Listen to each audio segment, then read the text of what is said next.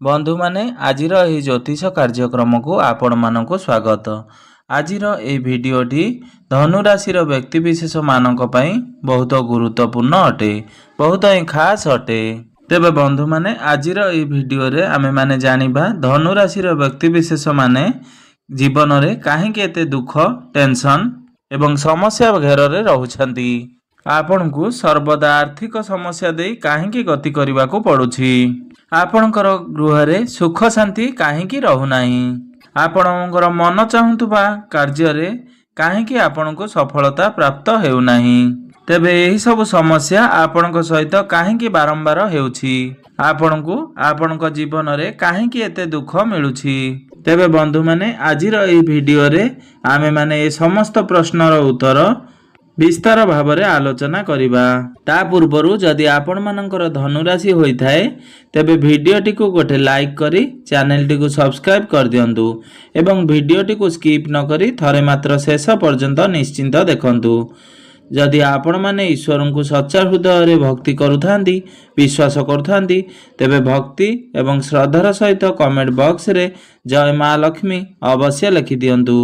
तेबे बंधु माने धनु राशि व्यक्ति विशेष मानकर व्यक्तित्व विषय रे प्रथमे आलोचना करिबा। एहा परे आमे माने जानिबा धनु राशि व्यक्ति विशेष माने जीवन रे काहेकि एते दुख भोगुचंती। तेबे बंधु माने राशि चक्र 12 कोटी राशि मध्यरु नवम राशि होइछि धनु राशि एवं धनु राशि राशियाधिपति होउचंती देवगुरु बृहस्पति एवं देवगुरु बृहस्पति को देवता मानकर गुरु बोली माना जाए। तेबे बंधु माने धनु राशि व्यक्ति विशेष माने किभଳି होइथांती। धनु राशि प्रतीक हेउची जणे व्यक्ति निज हाथ रे धनु धरी ठिया होइछंती एवं धनु राशि अग्नि तत्वर राशि अटे। तेबे बंधु माने धनु राशि व्यक्ति विशेष माने पर उपकारी होइथांती, बहुत साहाय्यकारी एवं दयालु स्वभावर होइथांती एवं बहुत ज्ञानी एवं टैलेंट मध्य तांकठारे अंतर्निहित होई रही थाए। मात्र सेमानंकु जदि केही अधिक ज्ञान प्रदान करंती ताहा सेमानंकु पसंद आसी न थाए, कारण एमानंकर राशिर राशियाधिपति हेउचंती देवगुरु बृहस्पति जे कि देवता मानंकर गुरु अटंती, अर्थात बहुत ज्ञानी अटंती। जे निजे जने लेक्चर अटंती तांकु अन्य केही जने ज्ञान प्रदान करे जे तांकु जेमिति ताहा पसंद आसी न थाए। धनु राशि व्यक्ति विशेष माने अन्य को ज्ञान प्रदान करिबारे तत्पर रही थांती, अन्य मानकु बुझाई थांती, उपदेश देई थांती एवं सबुठारु बड़ कथा हेउची धनु राशि व्यक्ति विशेष माने निर्भय स्वभावर अटंती। एमाने तांको जीवन रे कोनोसी जिनिस को भय करि न थांती, सर्वदा एमाने प्रत्येक कार्य रे आगभर होई थांती, अन्य मानकु सर्वदा साहाय्य हाथ बढ़ाई थांती। सबु बेले एमानक भितरे गोटिए जिनिस देखा जाए कि प्रत्येक कार्य को बहुत सहज भाव में संपूर्ण करि थांती। एमानकर मध्य रे इंटेलिजेंसी बहुत भल रही थाए। एमाने बहुत जल्दी शॉर्ट टेम्पर होई जाई थांती जेहेतु एमाने अग्नि तत्वर राशि अटंती, तो सेथि पई एमाने बहुत जल्दी रागी जाई थांती। धनु राशि व्यक्ति विशेष मानकर जीवन रे बंधु बांधव सांग साथी बहुत कम रही थांती। से माने खूब कम सांग साथी बनैबा को पसंद करि थांती, मात्र साहाय्यकारी सांग साथी बनैबा पई ये सब बेले प्रयास करि थांती। एमाने बाहर बुलाबुली करबा को बहुत पसंद करि थांती, विशेष करी सी बीच नदी कूल एभली स्थान रे से माने बुलिबा पई बहुत पसंद करि थांती एवं डीप नॉलेज रो एमानकर बहुत शौक रही थाए। आध्यात्मिकता स्पिरिचुआलिटी ए सब क्षेत्र रे एमाने गभीर अध्ययन करि थांती। एमाने बहुत ईश्वर विश्वासी एवं ईश्वर प्रेमी होई थांती। एहा सहित एमानक भितरे कलात्मक जिनिस प्रति जिनिस मध्य परिलक्षित होई करा जाए, अर्थात कोनोसी ना कोनोसी जिनिसर कला एमानक मध्य रे भरी रही थाए। स्पोर्ट्स फील्ड रे एवं टेक्निकल फील्ड रे टेक्निक जिनस गुड़ी को बुझीबार कला एमानकु बहुत भल भाव में जना थाए। जदि आमे भल पाइबार कथा कहिबा तो लव रिलेशन रे एमानकर किछि ना किछि कथा को नहीं सब बेले जुक्ति तर्क लागी रही थाए एवं असुविधा मध्य लागी रही थाए। घरे परिवार रे मध्य एमाने କଥା କଥାରେ ଆର୍ଗୁମେଣ୍ଟ କରିଥାନ୍ତି ଏବଂ ସେମାନଙ୍କର ଗୋଟେ ବଡ଼ ଗୁଣ ହେଉଛି କୌଣସି ବି ଲୋକକୁ ଏମାନେ ଭଲ ଭାବରେ ଏବଂ କମ୍ ସମୟରେ ଚିହ୍ନି ଯାଇଥାନ୍ତି। ଅର୍ଥାତ୍ କେଉଁ ଲୋକର କେଉଁପରି ସ୍ୱଭାବ ଏମାନେ ଭଲ ଭାବରେ ଜାଣିପାରିଥାନ୍ତି କିମ୍ବା ସେମାନେ ଅନ୍ୟମାନଙ୍କୁ ଜାଣିବା ପାଇଁ ମଧ୍ୟ ଚେଷ୍ଟା ଜାରି ରଖିଥାନ୍ତି ଏବଂ ଆଗକୁ କ'ଣ ହେବାର ଅଛି ତାହା ମଧ୍ୟ ଏମାନଙ୍କୁ ପୂର୍ବରୁ ଜଣାପଡ଼ି ଯାଇଥାଏ।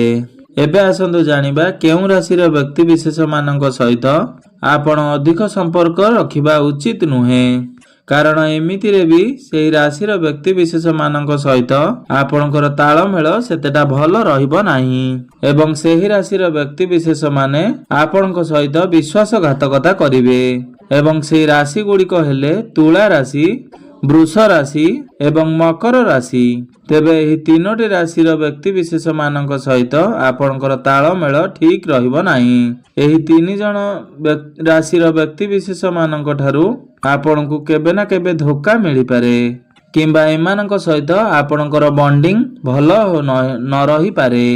ଏବେ ଆସନ୍ତୁ ଜାଣିନେବା ଧନୁ ରାଶିର ବ୍ୟକ୍ତିବିଶେଷମାନଙ୍କର ଜୀବନରେ ଏତେ ଦୁଃଖ କାହିଁକି ପାଇଥାନ୍ତି, ସେମାନଙ୍କୁ କାହିଁକି ଏତେ ଜୀବନରେ ସମସ୍ୟାର ସମ୍ମୁଖୀନ ହେବାକୁ ପଡ଼ିଥାଏ।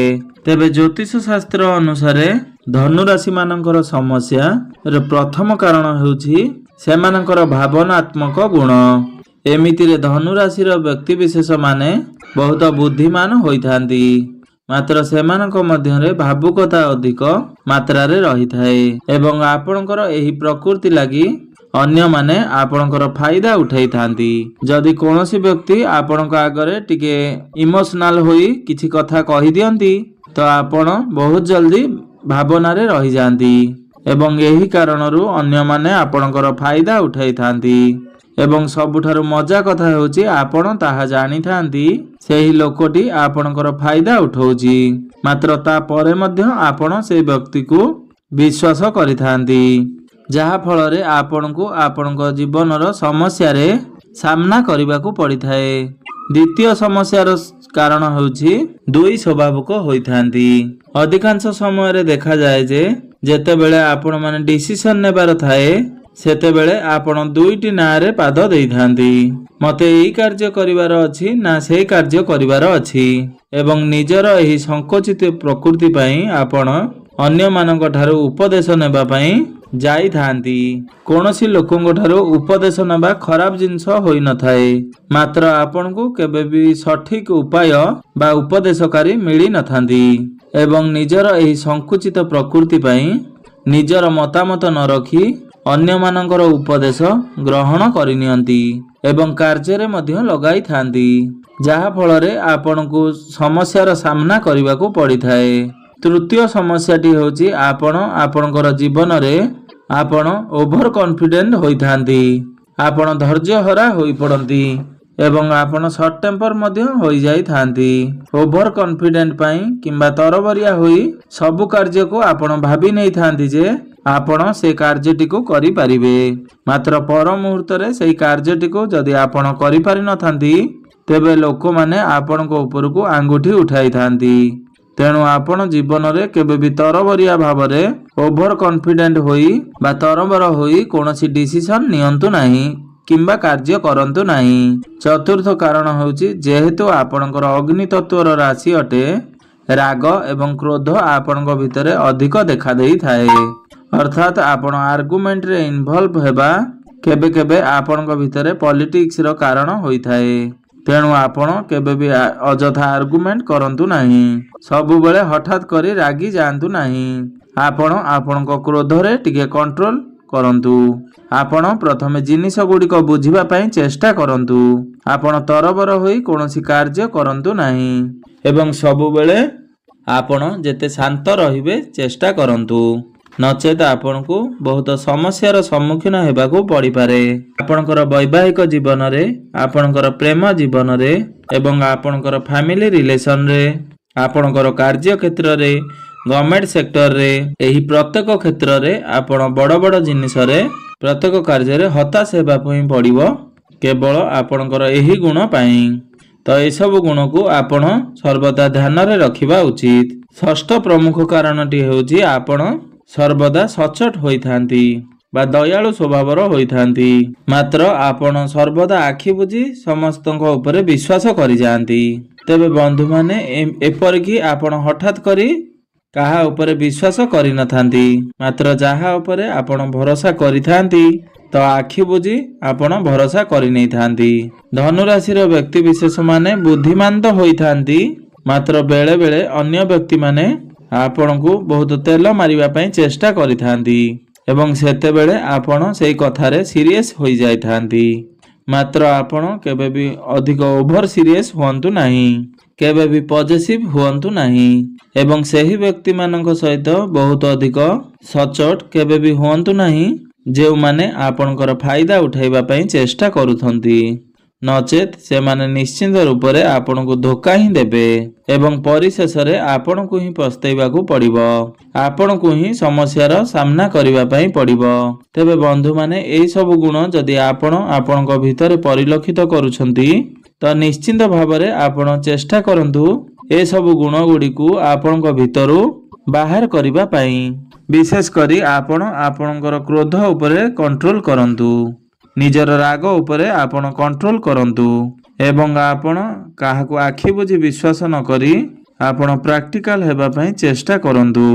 ଆପଣ କେବେ ବି ଓଭର କନଫିଡେଣ୍ଟ ହୁଅନ୍ତୁ ନାହିଁ। କେଉଁ କାର୍ଯ୍ୟଟି ଆପଣ କରିପାରିବେ ଏବଂ କେଉଁ କାର୍ଯ୍ୟଟି ଆପଣ କରିପାରିବେ ନାହିଁ ତାହା ବୁଝି ବିଚାରି ଭଲ ଭାବରେ ଚିନ୍ତା କରି ସେ କାର୍ଯ୍ୟଟିକୁ ଆପଣ ଆପଣଙ୍କ ହାତକୁ ନିଅନ୍ତୁ, ଯାହା ଫଳରେ ଆପଣଙ୍କ ଉପରକୁ କେହି ବି ଆଙ୍ଗୁଠି ଉଠେଇ ପାରିବେ ନାହିଁ ଏବଂ ସର୍ବଦା ଆପଣ ଯୁକ୍ତିତର୍କ ଠାରୁ ଦୂରେଇ ରୁହନ୍ତୁ।